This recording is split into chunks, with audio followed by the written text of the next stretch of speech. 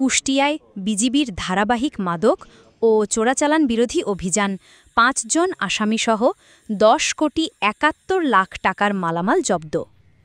কুষ্টিয়া দৌলতপুর থেকে আব্দুল আলিম সাচ্চুর প্রতিবেদনে দেখুন বিস্তারিত।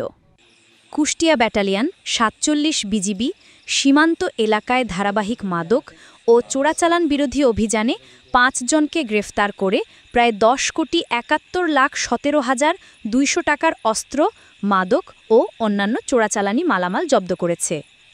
অভিযানগুলো পরিচালনা করেন লেফটেন্যান্ট কর্নেল মোহাম্মদ মাহবুব মোর্শেদ রহমান, পিএসসি, অধিনায়ক, কুষ্টিয়া ব্যাটালিয়ন।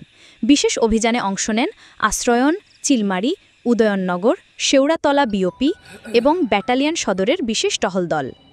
মুন্সীগঞ্জ এলাকায় পরিচালিত অভিযানে মোহাম্মদ সিনবাদ আলী এবং মোহাম্মদ মিন্টু হোসেন গ্রেফতার হন।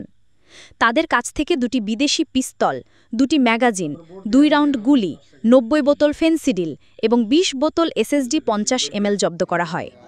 মুন্সীপাড়া এলাকায় মোহাম্মদ স্বপন মণ্ডল, মোহাম্মদ শরীফুল ইসলাম এবং মোহাম্মদ রাসেলকে গ্রেফতার করে ৫৪ বোতল ফেন্সিডিল ও দুটি মোবাইল জব্দ করা হয়।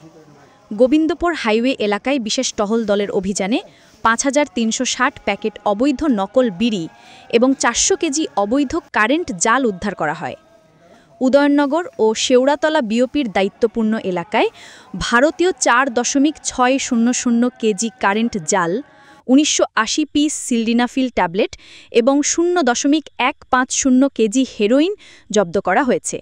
জব্দকৃত মালামালের মোট আনুমানিক মূল্য দাঁড়িয়েছে ১০,৭১,১৭,২০০ টাকা।